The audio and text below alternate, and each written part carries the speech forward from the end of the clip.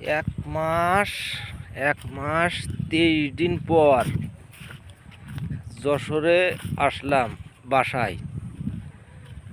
দুপুরে খাওয়া দাওয়া করলাম, ছোট একটা গম দিলাম, দিয়ে এখন পাশের গ্রামে আছে কিছু বন্ধু বান্ধব আছে, বা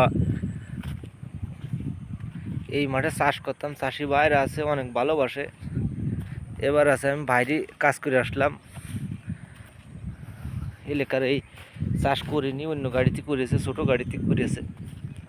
অনেক সময় বাকি ঝুঁকি ঝামেলায় মনে করে ফ্যাসিলিটি হয়, কিছু কিছু সময় সব পরিবেশে চলতে হয়, তাই আর কি। সেই পরিবেশের কারণেই আছে বাইরে গেলাম।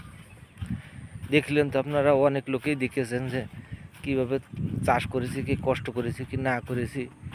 তারপরেও মনে করো যে এখন বাড়ি আইছি, হয়তো 2-5 দিন থাকবো, আবার আছে কোন জেলায় যাব এখনও নির্দিষ্ট ঠিক হয়নি। তবে আছে এখনও তো সামনে চৈত মাসে বড় কাজ আছে, যাব তো অবশ্যই। তার কারণে এই তো করে খাই, অন্য কিছু তো না। হয়তো নিজের গাড়ি ছিল এক সময়, এখন নেই, পরের গাড়ি, তারপরেও ওর পরেই পড়ে আছি। আর এক পরের বাড়ি ভাত খাওয়ার মজাই আলাদা। খারাপ দিক আর ভালো দিক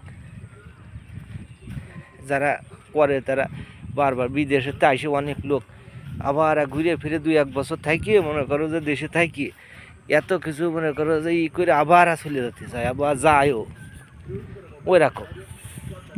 আমরা ছোটোখাটো বিদেশ করি, বড় তো করি নে। তার ভিতরে আছে যে পরিবেশ,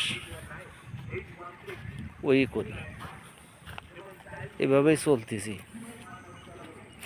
দেখা যাক 1 মাস 23 দিন পরে যাচ্ছি, কীভাবে আলাপ আলোচনা হয় বা ই হয় সবই বোঝা যাবে। ও একটা চাষি ভাই উঠে আসতেছে